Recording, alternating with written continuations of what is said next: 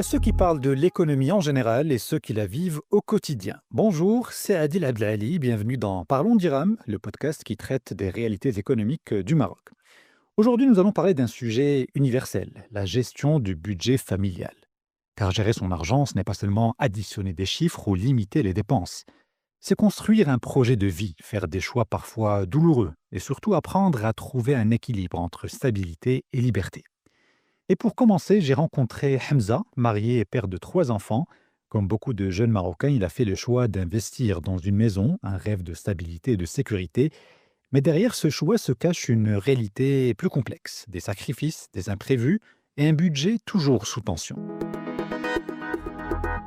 Franchement, moi, avec mon épouse, un jour, on a discuté tous les deux et une opportunité qui était très intéressante, c'était l'achat d'un terrain. On a mis en place les points positifs et les points négatifs de cette situation. Parce que construire une villa, c'est avoir déjà de traite. Parce que déjà, tu loues, mais en même temps, tu es en train de construire. Donc, on a fait ça en deux tranches. On a acheté un terrain et après l'acquisition du terrain, on a pris un crédit pour les constructions. Nous avons fait ce projet alors que nous n'avions aucun enfant. Tout semble alors planifié, un projet réfléchi, des calculs précis, une anticipation du reste à vivre, mais un budget aussi rigoureux soit-il ne reste jamais figé. La vie avec ses imprévus et ses bouleversements vient souvent tout remettre en question. Nous avons entamé le projet, fait les constructions et, et durant cette période, nous avons notre premier enfant. Et durant cette période du Covid, il y a eu une inflation au niveau des coûts des matières premières. Mais franchement, sur toute l'expérience, je ne regrette pas cette expérience parce que là, alhamdoulilah, je suis très bien installé. Mais en termes de traite, j'ai pas pris en considération la naissance des jumeaux que j'ai eus juste après. Depuis ce projet et la naissance des enfants, je suis pas arrivé à trouver des charges mensuelles moyennes. C'est-à-dire qu'il y a toujours des hauts et des bas. C'est-à-dire qu'avant, on épargnait, maintenant on n'arrivait plus à épargner. Avec l'école, les maladies, les sorties, voilà, ça change systématiquement. C'est là que l'équation change. Une maison en construction, une inflation galopante, puis des enfants qui arrivent. Et soudain, le projet initial, pensé comme une stabilité, devient une source de déséquilibre permanent. Notre revenu global, la traite représente 30. Mais quand on parle de traite, la traite, c'est juste une partie parce que les charges fixes, il y a l'électricité, téléphonie mobile, l'eau, personnel. Quand tu as des enfants, il y a des nounous qu'il faut payer, c'est des bouches à nourrir. J'ai choisi d'avoir ce standing, mais c'est un choix qu'il faut faire. Il faut réfléchir énormément avant de faire ce genre de choix. Ce que décrit Hamza, c'est un engrenage connu de beaucoup de foyers marocains. On pense à la mensualité du crédit, mais on oublie souvent toutes les charges invisibles, celles qui s'accumulent et finissent par étouffer le budget. Parce qu'entre un appartement de 100 mètres carrés et une maison de 400 mètres carrés, l'écart est immense. Tout coûte plus cher, les produits de ménage, l'électricité, l'eau, parfois multipliés par 3, et ces petits détails mis bout à bout deviennent un gouffre financier. Face à ces charges croissantes, une question s'impose. Comment Hamza a-t-il réussi à absorber ce poids financier? Comment vit-il au quotidien cette pression constante entre sacrifice immédiat et espoir de long terme? Je lui ai posé la question. En fait, alhamdoulilah, mon salaire entre le moment où j'ai pris le crédit à l'instant T, on va dire qu'il a doublé. Et si j'avais gardé le même salaire, ça aurait été très, très compliqué. Mais maintenant, quand tu vois ce que tu as construit, ce que tu as fait, ça reste, il y a beaucoup d'émotions dans cette partie-là. À court terme, c'est compliqué, mais à moyen terme, je me dis que j'ai fait le bon choix parce que, je vois que maintenant les prix ont augmenté. Je me dis qu'au lieu d'épargner ou de placer de l'argent, moi j'ai placé mon argent dans une maison. Un projet immobilier, ce n'est pas seulement des chiffres, c'est aussi une charge affective, un attachement émotionnel. Pour Hamza, sa maison n'est pas qu'un investissement, c'est une part de lui-même. Et même si le présent est difficile, il voit dans la pierre une garantie pour l'avenir, une sécurité pour ses enfants. Cette année, c'est l'inscription des enfants, c'est un investissement qui est énorme, c'est des charges additionnelles. C'est-à-dire 3 enfants à l'école, c'est pas facile, plus la traite. 3 enfants à l'école, pour un simple exemple, c'est plus qu'une traite. Le choix de Hamza et de son épouse d'investir dans l'éducation de leurs enfants illustre parfaitement ce que vivent beaucoup de familles marocaines. La scolarité perçue comme un investissement pour l'avenir devient souvent le premier poste de dépense d'un foyer. Plus encore que le logement, c'est l'éducation qui pèse sur l'équilibre budgétaire. Et bien évidemment, le reliquat, c'est les charges, on va dire les courses, les dîners à l'extérieur. De temps en temps, moi, je me permets ça, 2 fois par semaine. Et les sorties pour les enfants, maintenant, franchement, quand je compare, moi, j'ai un frère qui est plus âgé de 14 ans. Quand je compare, lorsqu'il est, par exemple, je me rappelle très bien que lorsqu'il est sorti d'école, il étudiait en France, il est rentré, son premier salaire en 94-95, c'était 8 000 dirhams. Et pour mon cas aussi, quand je suis rentré en 2011-2012, c'était 8 000 dirhams, mais le mètre carré immobilier, de l'immobilier, il s'est multiplié par 2, par 3. Donc franchement, on ressent tous cette augmentation des prix, mais les salaires, ils ne suivent pas. Moi, franchement, je me plains pas au niveau de mon salaire. J'ai, alhamdoulilah, comparativement, un très bon salaire. Que ce soit moi ou mon épouse, nous avons un très bon revenu ménage.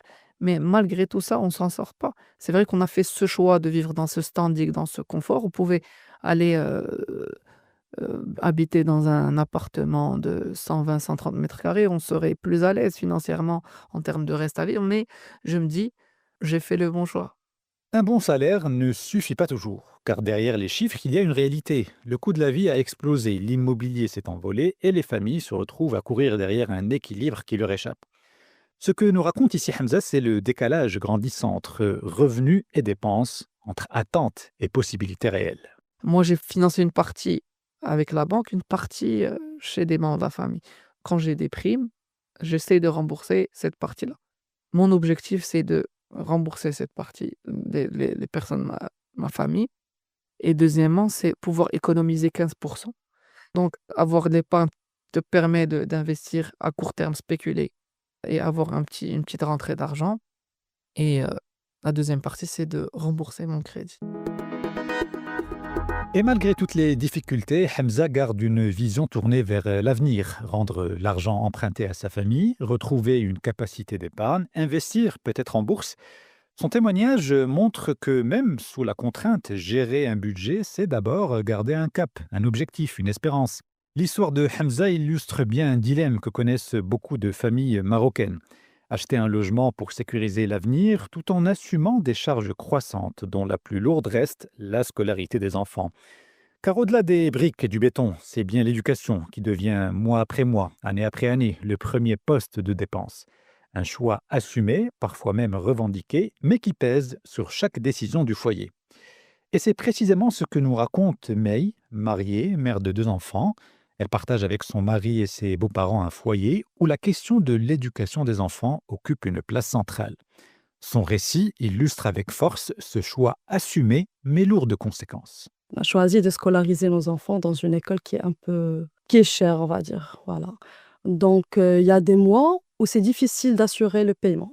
C'est difficile à chaque fois de payer, entre les courses, les cours de soutien, les médicaments des beaux-parents qui sont malades. La scolarité devient ici le premier poste de dépense, celui qui structure toutes les décisions. Et pour y parvenir, le couple fait des sacrifices qui, au fil des mois, redessinent leur mode de vie. On ne prendra pas de vacances parce qu'il faut payer l'inscription, les fournitures, il faut assurer d'abord l'école. Après, s'il reste petit ou tête, on pourra faire un truc avec. On a choisi ça, donc on a choisi une bonne école pour se priver de beaucoup de choses.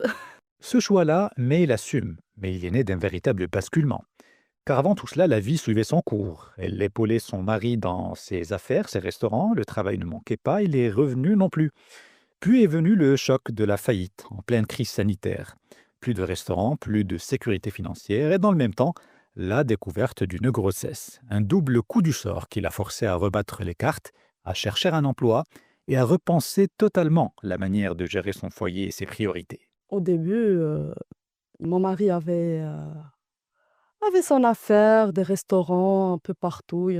Mais après, l'événement marquant, c'était la période de faillite. En plus de la faillite, je découvre que je suis enceinte. Donc, j'ai décidé de travailler. J'ai une licence en architecture d'intérieur. Et là, je tombe sur un poste de responsable showroom d'éclairage. Là où ça va faire 6 ans que je fais ça. En entrant dans la vie active, May a découvert ce que beaucoup de familles savent déjà. On ne peut pas tout avoir. Pour privilégier la scolarité des enfants, elle a dû rogner ailleurs, fini les voyages réguliers, les sorties sans compter, ou même les bijoux qu'elle aime tant. Chaque dirham doit être orienté là où il est jugé essentiel. C'est une discipline exigeante, mais c'est aussi la clé d'une gestion budgétaire lucide. Décider de ce qui compte vraiment et assumer de se priver du reste. Ce passage par la faillite a été un électrochoc, mais il a découvert que la gestion du budget familial n'était pas une option, mais bel et bien une nécessité. Confronté à ces difficultés, elle s'est tournée vers l'épargne et même l'investissement comme rempart face aux aléas de la vie. Dernièrement, j'ai découvert la bourse. J'ai acheté des actions chez TGCC. Maintenant, j'ai gagné 2600 dirhams sur mes actions. Je suis contente, c'est pas grand-chose, mais voilà. J'ai découvert aussi le concept de DART. On se fait 2500 dirhams par tête et ça te fait, si vous êtes 4 ou 5, ça fait une bonne somme. Oui. Les imprévus de la vie, il faut toujours s'y attendre. Donc moi, je suis une personne qui économise toujours. Mais il s'est fixé une règle très claire, toujours mettre un peu de côté. Mais cette discipline ne suffit pas toujours. Et là encore, son témoignage fait écho aux récents chiffres du Haut Commissariat au Plan. Au deuxième trimestre 2025, seuls 1,8% des ménages marocains parviennent à épargner régulièrement, quand près de 40% doivent puiser dans leurs économies pour boucler leur fin de mois. Il faut puiser dans ses économies. Bah, des fois, oui, il y a des sorties scolaires, il faut des cours de soutien, toujours un petit quelque chose qui sort chaque mois. Parce qu'on économise pour éviter les imprévus. Parce que là, je sais que dans mon compte, j'ai une somme. Je ne suis pas stressée. Parce que le sentiment d'être à découvert à zéro, c'est frustrant. Et même avec cette discipline, la cherté de la vie rend l'équilibre très fragile. Tu fais des efforts pour avoir un revenu supplémentaire, ça ne suffit pas. Moi, j'ai recours même au crédit conso. J'ai 2 crédits conso et ça ne suffit pas. Il faut toujours plus, plus, plus. On dirait que les ressources et les sources ديالنا كيكبروا et l'inflation grandit معاهم. Avec un billet de 100 dirhams, on peut s'acheter 4 trucs. كتجيب خنيشة. Avant, l'argent avait الهبة. C'est vrai que le billet de 100 Le billet de 100 avait beaucoup de valeur il y a à peine s'est transformé en 5-10 ans. 20. C'est incroyable. Et dans ce contexte, la gestion du budget familial devient aussi une question relationnelle, parfois même une source de tension dans le couple. C'est la seule source de tension. Il met tous ses œufs dans un panier. Par exemple, il a une somme, il va tout investir. Tout. Je dis n'importe quoi. Dans 200 000 dirhams, il va poser les 200 000 dirhams. Mais les 100 000, les 150, garde une petite, je sais pas moi, essaie d'équilibrer. Donc, en fin de compte, je fais les choses moi-même, je gère moi-même. En écoutant Hamza puis May, une évidence s'impose. Gérer un budget familial au Maroc, c'est souvent jongler entre des priorités contradictoires. D'un côté, l'envie, parfois le besoin vital d'investir dans un logement pour sécuriser l'avenir. De l'autre, la conviction que l'éducation de ses enfants mérite tous les sacrifices, même quand elle absorbe la moitié, voire plus, des revenus du ménage. Pour aller plus loin, j'ai voulu confronter ces réalités à l'analyse d'un expert. Alors j'ai échangé avec l'économiste Omar Bakou, car derrière les chiffres, les factures et les arbitrages de Hamza et May se cache une question plus large. Comment penser son budget familial avec lucidité et méthode? Existe-t-il une règle simple pour s'en sortir? J'ai demandé à Omar Bakou. La règle des 50-30-20, c'est-à-dire qu'il faut réserver 50% du budget familial aux besoins essentiels, puis les 30% aux loisirs et les 20% à l'épargne. En même temps, on est en face de profils hétérogènes. On n'a pas les mêmes catégories de ménages. Il y a certains ménages qui ne peuvent pas épargner parce que l'épargne dépend du revenu et par conséquent, cette règle des 50-30-20 n'est pas du tout applicable. Autrement dit, il n'existe pas de recette universelle ou de recette magique. La règle du 50-30-20 n'est pas une équation qu'on applique mécaniquement. Mais elle reste un repère utile, comme un horizon, même si aujourd'hui, pour beaucoup de familles marocaines, il est quasiment impossible de mettre 20% de côté. Garder cette règle à l'esprit permet néanmoins d'avoir une ligne directrice. Cela rappelle que l'épargne, aussi modeste soit-elle, doit rester une ambition dans la gestion de nos finances. Il y a d'abord la question des ressources. Et là, il y a un aspect extrêmement important, c'est celui de la diversification des ressources. Alors, l'idéal dans un ménage, c'est que les deux époux ne travaillent pas dans le même secteur. Ou par exemple, si quelqu'un travaille avec l'État, l'autre est dans le privé, etc. Le deuxième élément, c'est le choix des priorités. quand on a au moins une priorité, celle de la scolarisation, de l'éducation des enfants. Donc c'est quelque chose de très positif. Donc pour le reste, c'est qu'il faut trouver, identifier des zones ou des rubriques de dépenses qui peuvent être compressibles, qu'on peut faire des économies sans affecter le ménage d'une manière globale. La diversification des revenus. Voilà une clé souvent oubliée. Car dépendre d'une seule source, c'est un peu comme marcher sur une seule jambe. On avance, mais on vacille au moindre choc. Au-delà de cette question des revenus reste celle des priorités. Assumer le poids de la scolarité par exemple et ensuite accepter de réduire la voilure ailleurs. Alors où couper? Sur les courses, les voyages ou encore les sorties? Chaque foyer finit par dresser son propre inventaire, on décale les vacances, on se prive d'un restaurant, on remet à plus tard un achat non essentiel. Ce sont de petites renonciations, mais mises bout à bout, elles redessinent le quotidien. Et c'est précisément là que se cache un autre enjeu. Certains postes de dépenses prennent une place bien plus importante qu'on ne le croit. Et quand on veut structurer son budget, eh bien, il est essentiel de les regarder en face sans rien laisser de côté.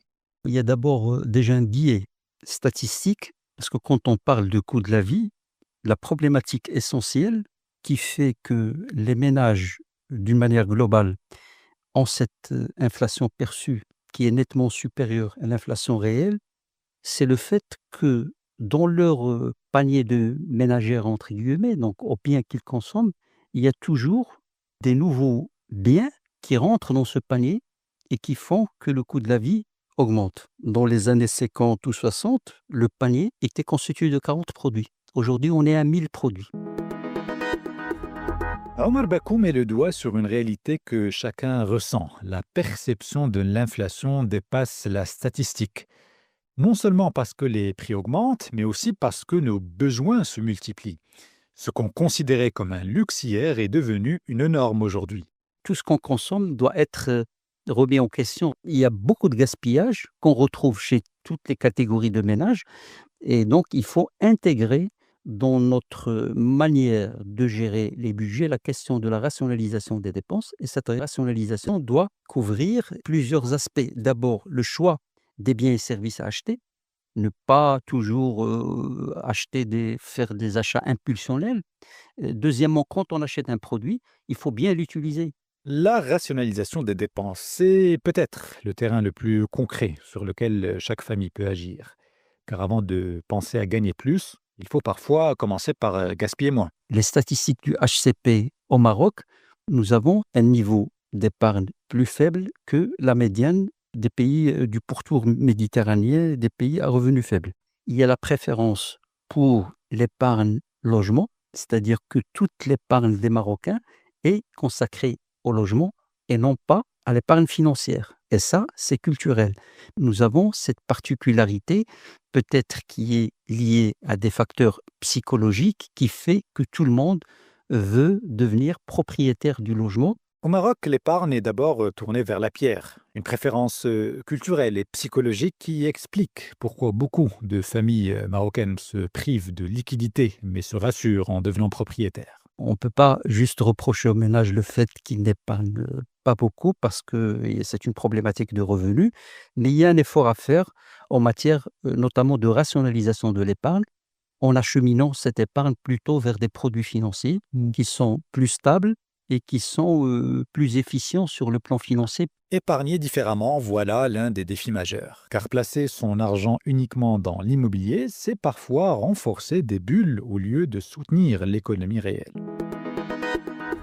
Effectivement, les bonnes pratiques, c'est d'abord une diversification des ressources. La deuxième chose, c'est du côté des dépenses, il faut avoir une vision intertemporelle, ne pas analyser à partir de ce qui existe aujourd'hui, parce qu'il y a toujours le risque de renversement de la conjoncture, etc. Donc prudence, rationalité d'abord au niveau des choix, et les choix, il faut fixer des priorités. La meilleure priorité, c'est de se focaliser sur la qualité de l'éducation des enfants. Et en deuxième lieu, donc toujours dans cette rubrique des dépenses, c'est par rapport aux produits qu'on consomme, il y a toujours des marges de manœuvre importantes en matière de consommation d'abord de l'eau. Moi, quand je vois même la manière de laver les vaisselles, il y a beaucoup à dire. Donc, rationalité, une bonne approche en matière de rationalité de la consommation, c'est extrêmement important. Diversifier, hiérarchiser, rationaliser. 3 verbes clés qui résonnent avec les témoignages de Hamza et de May. Leurs priorités sont claires, mais c'est l'équilibre au quotidien qui reste difficile à tenir. Si on arrive à dégager de l'épargne, il faut bien entendu adopter une approche moderne en matière de gestion de l'épargne, ne pas avoir une approche traditionnelle à travers la pierre. On a toujours un bon électricien quand on connaît les gens, un bon plombier, un bon C'est vrai. conseiller en matière de vacances, un bon conseiller en matière d'éducation, etc. Et plus on est ouvert, plus on ratisse large et plus on fait le bon choix. En somme, bien gérer son budget, ce n'est pas seulement additionner des colonnes, c'est aussi savoir s'ouvrir, s'informer, apprendre des autres pour éviter les mauvais choix et saisir les bonnes opportunités. À travers les parcours de Hamza et de May, on comprend surtout que chaque famille compose avec ses propres contraintes. Gérer un budget, c'est un exercice d'équilibre, parfois précaire, entre les besoins immédiats et les projets de long terme. Chez Hamza, ce sont et le logement et la scolarité des enfants qui absorbent la majeure partie des revenus. Pour May, c'est la priorité absolue donnée à l'éducation des enfants, quitte à adapter le présent, moins de loisirs, moins de confort, mais une vision tournée vers l'avenir. Et ce que nous rappelle l'économiste Omar Bakou, c'est que derrière ces choix individuels, il existe quelques règles de bon sens. Diversifier ses ressources, hiérarchiser ses priorités, rationaliser ses dépenses. Et surtout, ne pas oublier qu'épargner ne consiste pas seulement à mettre de l'argent de côté, mais à le placer intelligemment, en évitant les effets de mode et en choisissant les solutions les plus adaptées à son profil. Des principes simples, mais difficiles à appliquer quand les revenus stagnent et que le coût de la vie explose. Alors, comment trouver l'équilibre? Peut-être en acceptant qu'il n'y a pas de modèle unique. Chaque ménage, chaque famille doit inventer sa propre méthode. Mais une chose est sûre, parler d'argent, anticiper, planifier, c'est déjà reprendre le contrôle. Finalement, le budget familial, ce n'est pas véritablement une contrainte. C'est un outil. Un outil qui, bien utilisé, permet de garder le cap, de préserver ses projets et d'affronter les imprévus avec plus de sérénité. Voilà ce que nous retiendrons de cet épisode. Gérer son argent, c'est avant tout se donner la possibilité de choisir son avenir au lieu de le subir. À très vite dans Parlons d'Iram.